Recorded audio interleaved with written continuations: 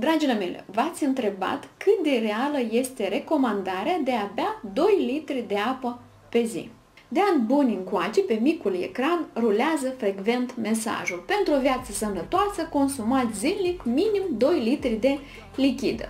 Afirmație care recent a fost transformată pentru clarificare și anume: pentru o viață sănătoasă, consumați zilnic minimum 2 litri de apă.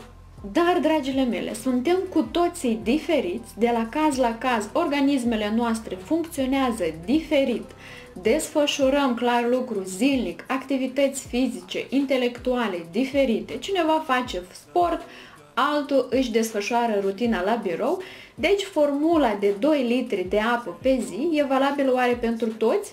Oare formula de 2 litri de apă pe zi e valabilă pentru toți, de la mic la mare? Răspunsul este categoric nu.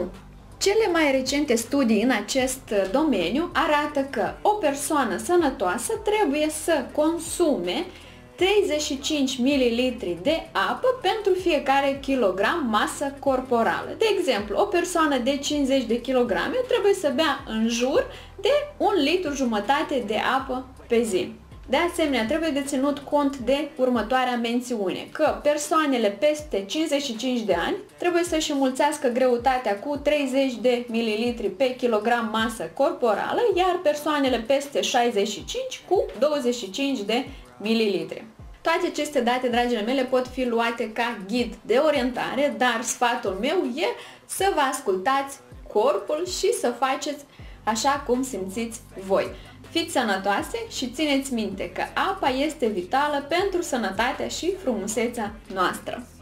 You grow, you show yourself a foundation. Stay away from all the shit that causes temptation. I know that I like to do it cause it's sensation. I live my life in my head like a narration. Don't expect greatness, do my best, man, I'll take it.